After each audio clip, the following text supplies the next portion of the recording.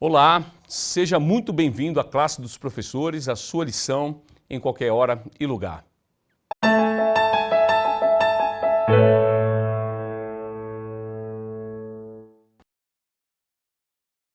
Que bom, mais uma vez estamos aqui juntos para fecharmos aqui a nossa participação, a nossa 12ª lição, e essa lição muito interessante que vai falar sobre a Rainha Esther e seu primo Mordecai.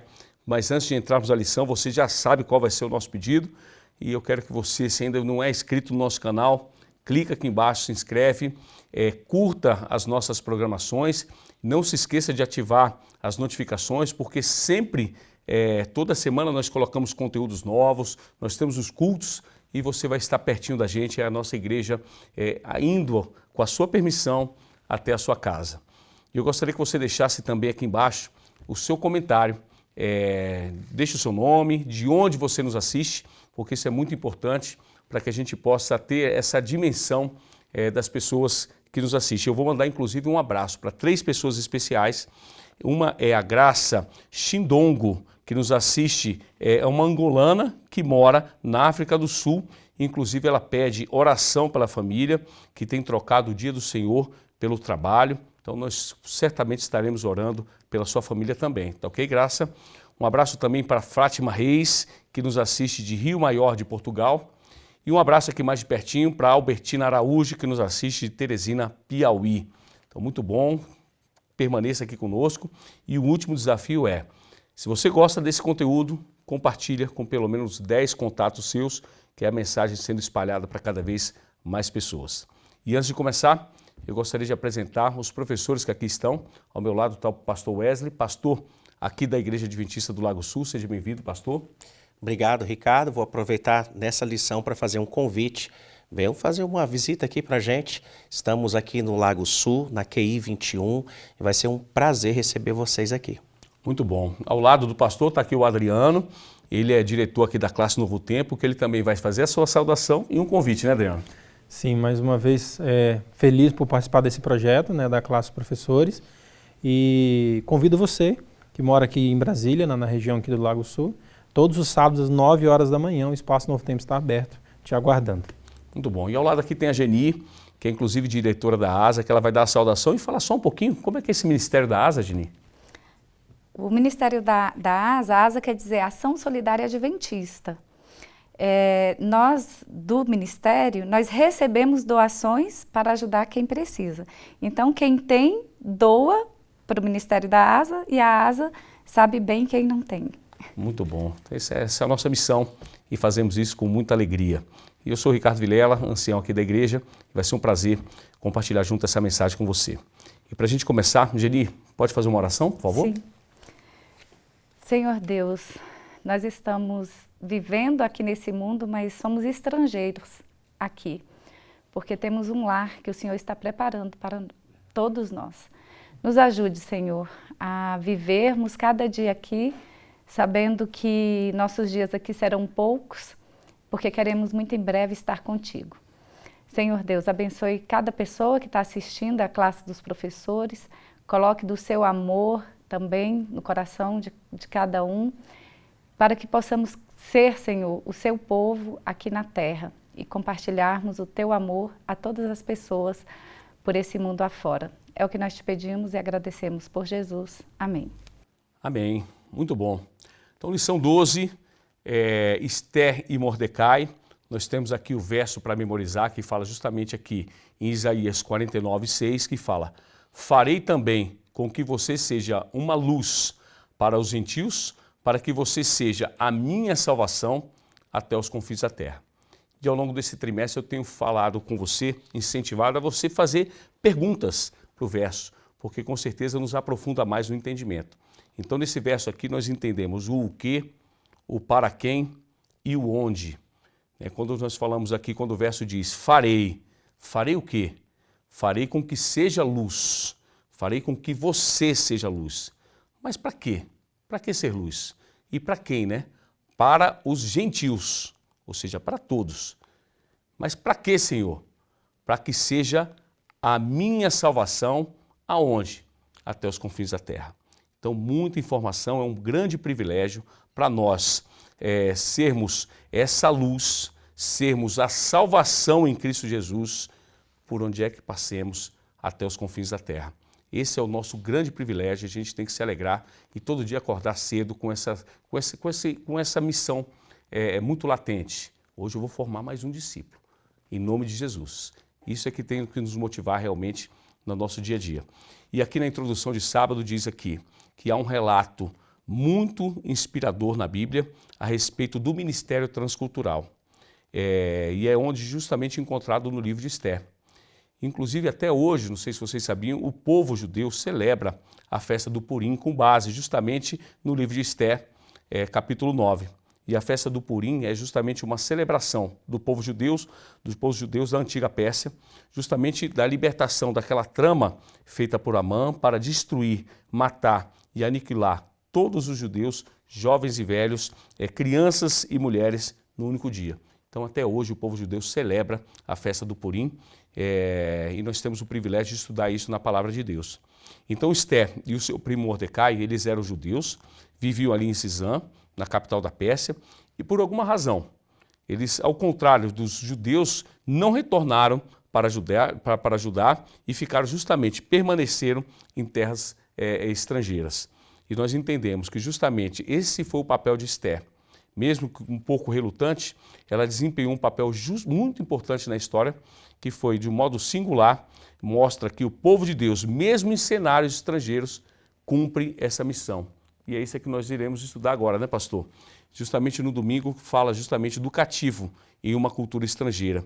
E eu pergunto, que relatos que nós estudamos aqui, né, em Daniel, capítulo 1, versículo 1 a 12, tem alguns outros versículos aqui, o que esses relatos singulares revelam sobre os desafios do povo de Deus pode enfrentar vivendo em uma cultura estrangeira?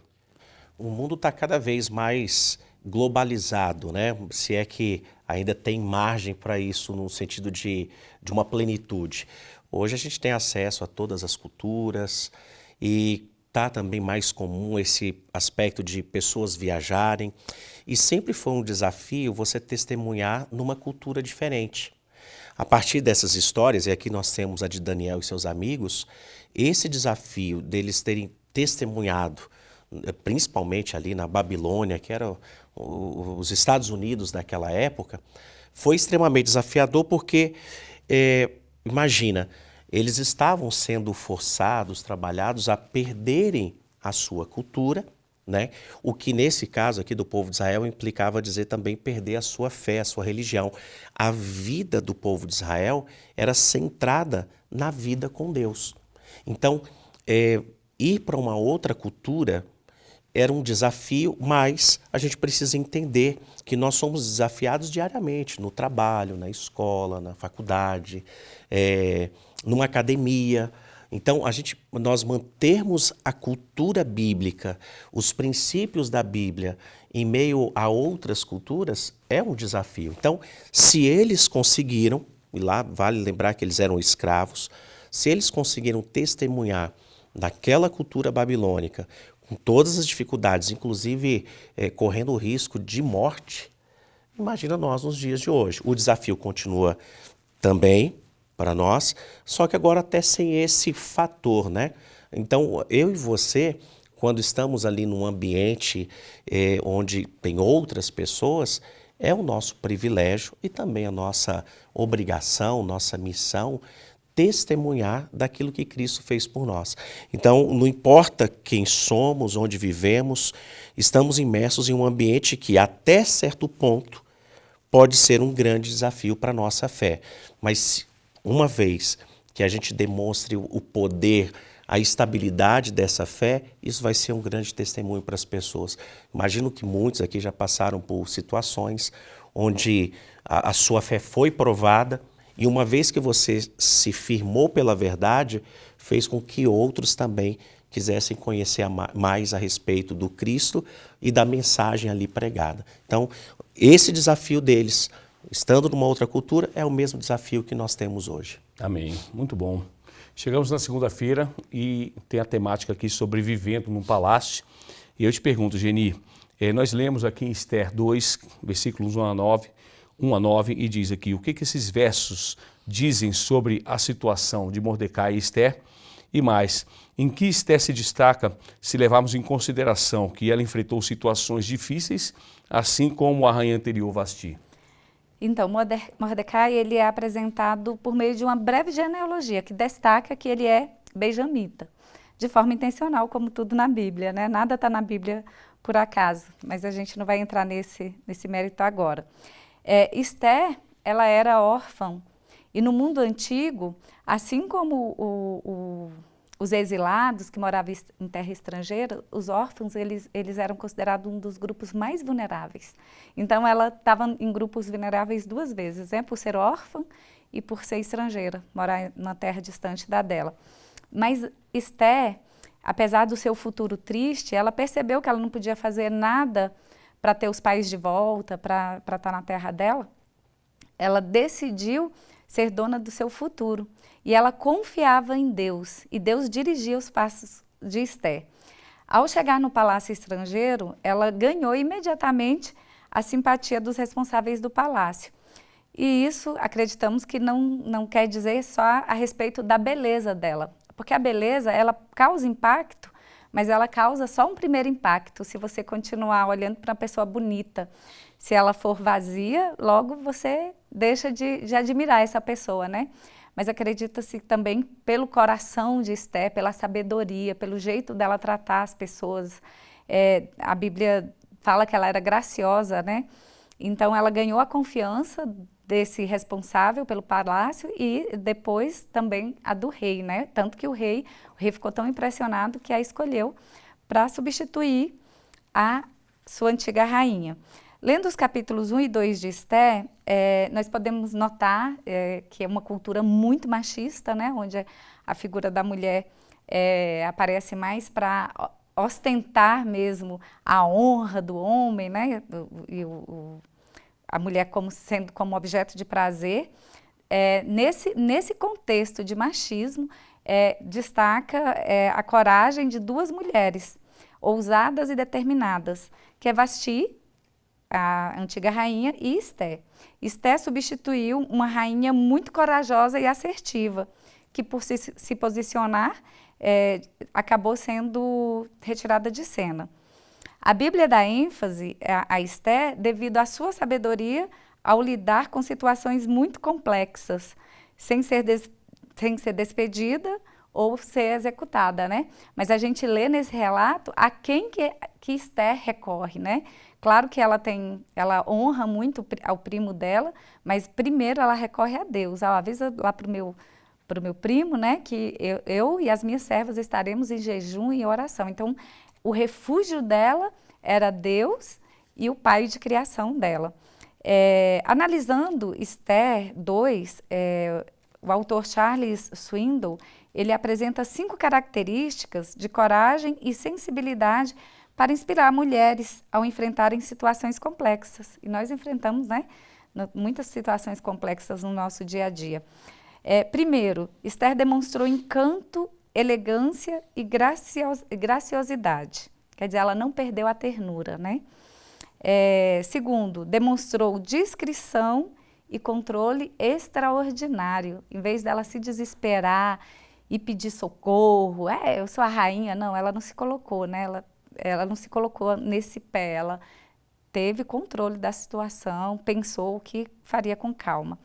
Depois, Esther tinha também um espírito sempre pronto a aprender, né? Não se achava dona da situação. Também demonstrou bondade e simpatia, apesar do ambiente que a cercava. E o último ponto que ele traz, ela mostrou respeito e humildade pela autoridade. Ela reconhecia as regras, né? Ela estava num palácio, ela respeitava as regras, não podia chegar na frente do rei sem permissão, mas ela recorreu ao principal, que é o nosso rei supremo, e só então depois ela se submeteu, né? Foi procurar o rei. Então nós podemos tirar essas lições com a história de Esther para a nossa vida, nosso dia a dia. Muito bom, muito bom. Chegamos então na terça-feira, nós temos justamente o testemunho fiel de Mordecai, e aí a lição começa aqui, ó, vivendo em terra estrangeira, mais cedo ou mais tarde, Mordecai e Esther, se permanecessem fiéis a Deus, poderiam enfrentar problemas. E foi justamente isso que aconteceu, né, Adriano? Justamente. Nós lemos aqui em Esther, no capítulo 3, verso 1 a verso 15, eu te pergunto, o que aconteceu e por quê, Adriano?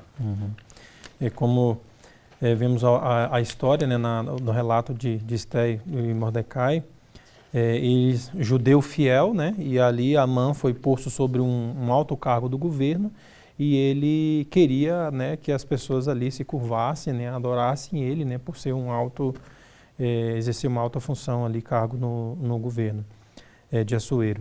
Então, e Mordecai sendo um bom judeu, né, fiel ao Deus dele, ele não aceitou, né, essa ordem, não acatou essa ordem de que todos deveriam, pelo decreto do rei, se prostrar diante de Amã, né, que foi a pessoa ali escolhida pelo rei para governar aquela região.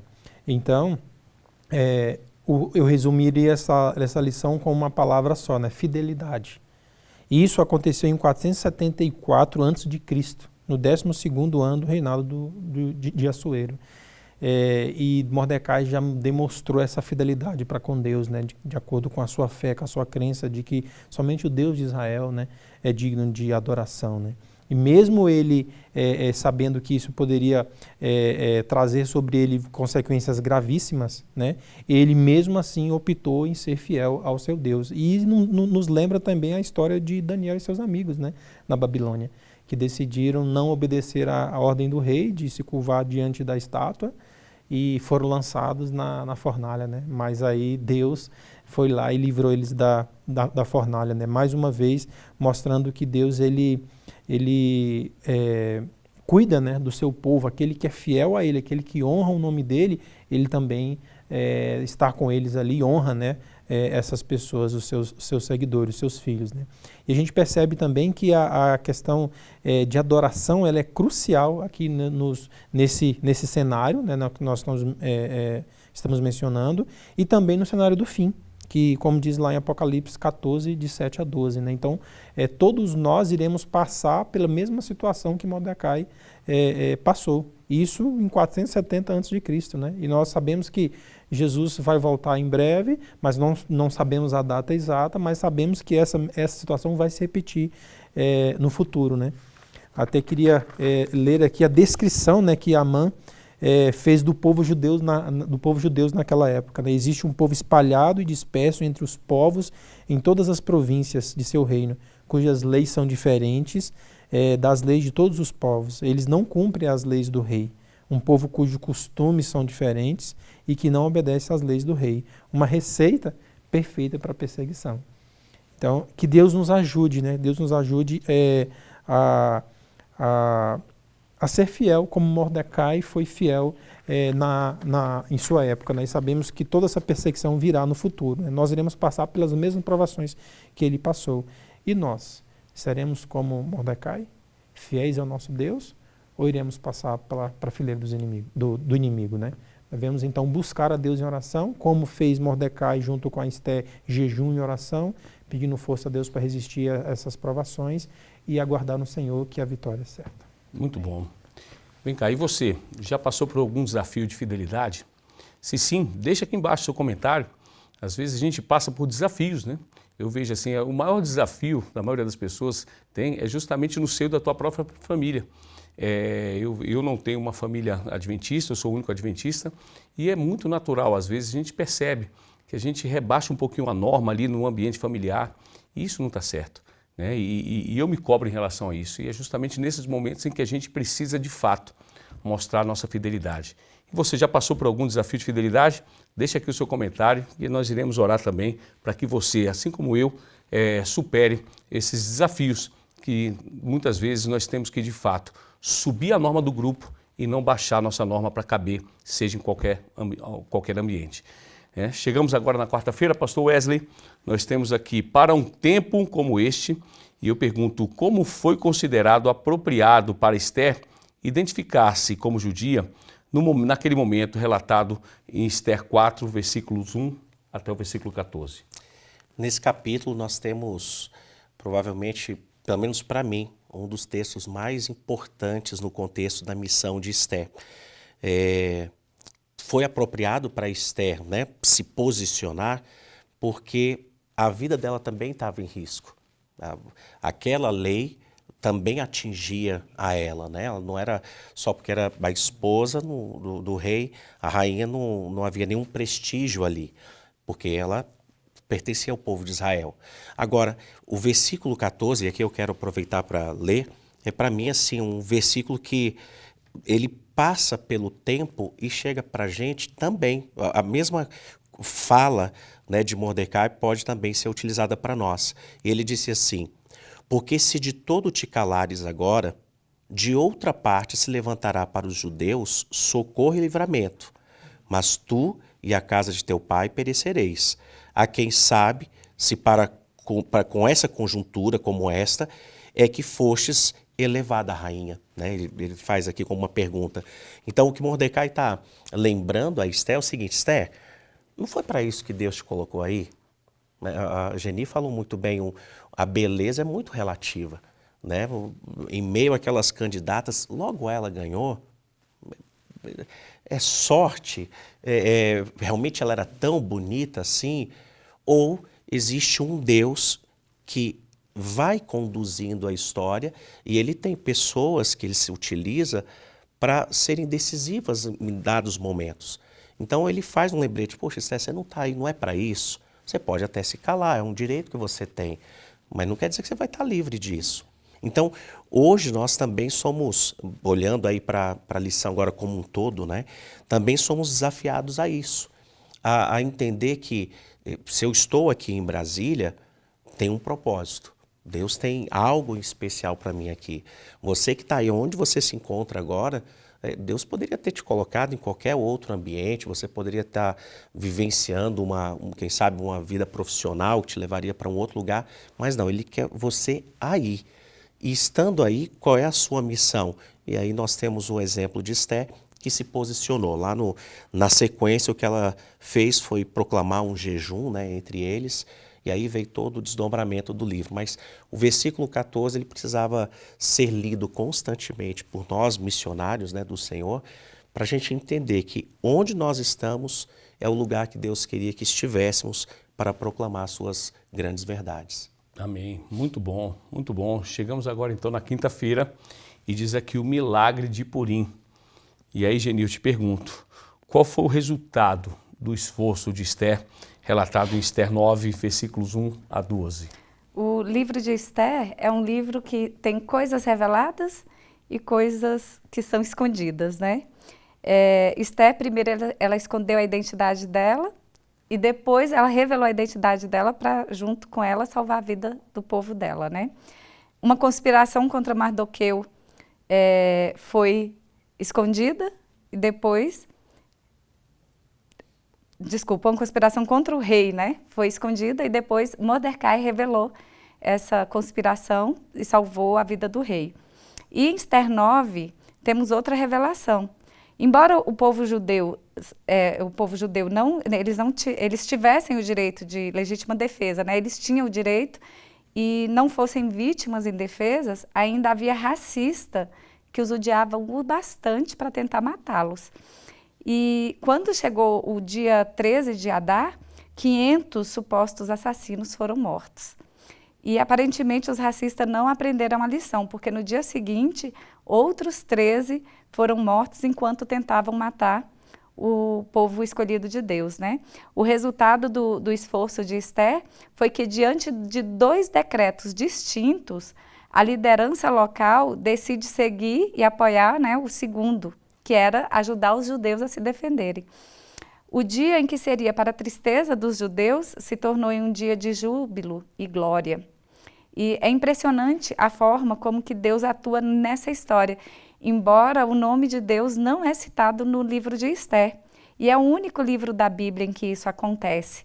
Mas a ação de Deus é visível em todo o livro, né?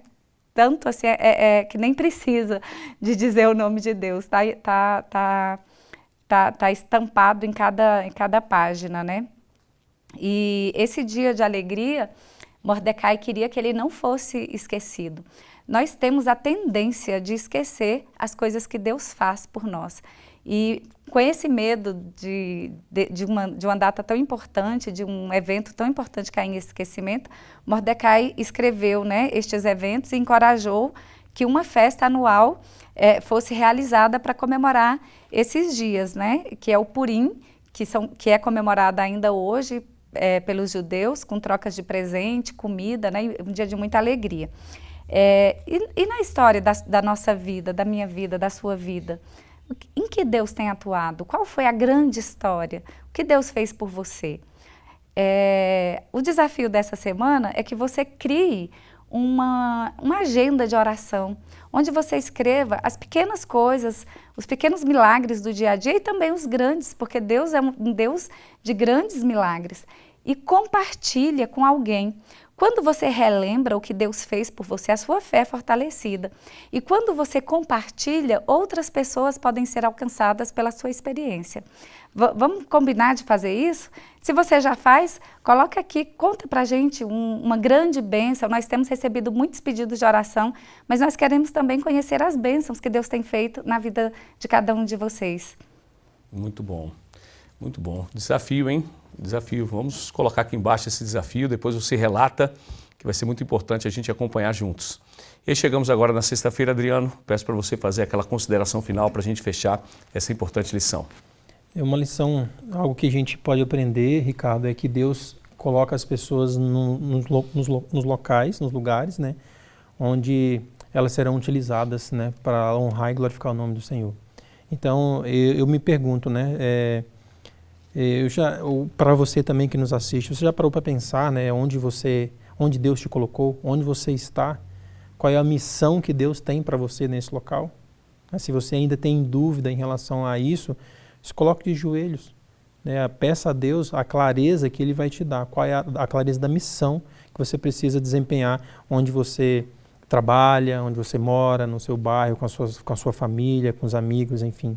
E eu tenho certeza que Deus ele tem uma missão preparada para cada um de nós. Ele tem. Agora, eu preciso me preparar para executar essa missão de acordo com a vontade de Deus. A missão está esperando. Em algum lugar ela está lá, esperando. Se a gente buscar o Senhor orando, né, tendo comunhão com Ele diariamente, nos preparando, Deus vai abrir os nossos olhos e nós iremos enxergar a missão que devemos executar. Então, para fechar esse tema de hoje, lembre-se de que Deus sempre vai ter uma missão para você, não importa onde você esteja, e se prepare, porque o mais Ele fará. Amém, muito bom. E agora, para a gente fechar de uma forma diferente, estamos aqui fechando a nossa participação aqui nesse trimestre, já estamos em dezembro, coisa boa, né? Já estamos, o mundo cristão aguarda a festa do Natal, então eu queria, pastor, que você desse um recado final para as pessoas sobre essa data, sobre a importância, onde o mundo está mais preparado, mais pronto para receber uma mensagem de Cristo. Poxa, Ricardo, que privilégio para nós, né? Chegarmos ao final do ano. O tempo está realmente passando tão rápido, as pessoas estão perdendo determinados valores e mesmo que hoje até o Natal está perdendo um tanto da graça, porque as pessoas estão tão técnicas, estão tão preocupadas com algumas questões técnicas que esquecem da essência. E a essência é o seguinte: final de ano, uma boa oportunidade para revisitarmos como é que foi o nosso ano, por isso que o desafio que a Geni trouxe é interessante, a gente relatar as bênçãos que o Senhor nos deu.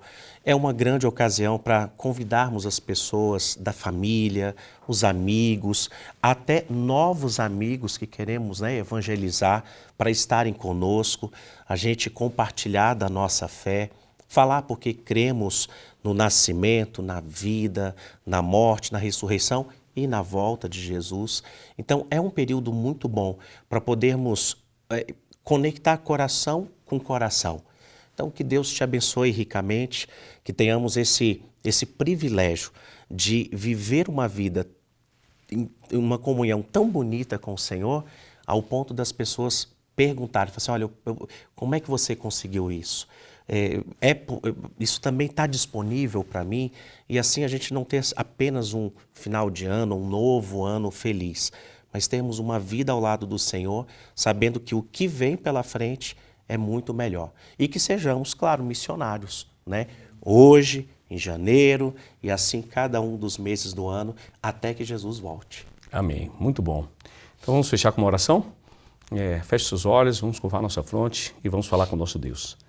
Maravilhoso Deus e eterno Pai, louvamos e glorificamos o seu nome.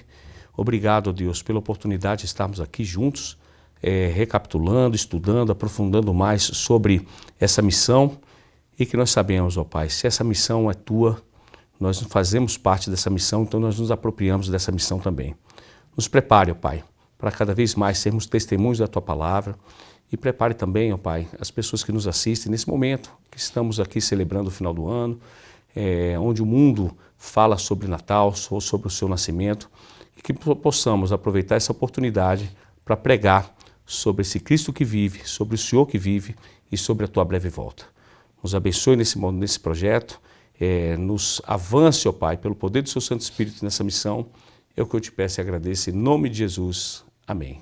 Ricardo, então deixa eu aproveitar o seguinte, né? Privilégio gravar novamente com vocês a lição nesse trimestre. É muito bom estudarmos a lição juntos e, claro, né, participe cada semana dos estudos. E, mais uma vez, que privilégio, viu, Adriano? Feliz, animado no Senhor aí? Muito feliz, agradecido pela oportunidade. Dona Geni? Muito feliz de concluir mais um ano estudando a lição aqui na classe dos professores e que nós não esqueçamos do aniversariante do dia 25, né? Vamos celebrar o nascimento e principalmente a morte de Jesus. Muito bom. Ô Ricardo, e obrigado por ser o nosso facilitador, né, nesse trimestre também. Que Deus continue te abençoando. Amém. É um privilégio participar desse projeto. Fico muito feliz e mais feliz ainda por saber que mais de 40 mil pessoas nos acompanham no nosso canal, que já só cresce. E ficamos muito felizes com a sua participação também. Então, boas celebrações, sigamos firmes no caminho do Senhor e até o próximo trimestre. Um abraço.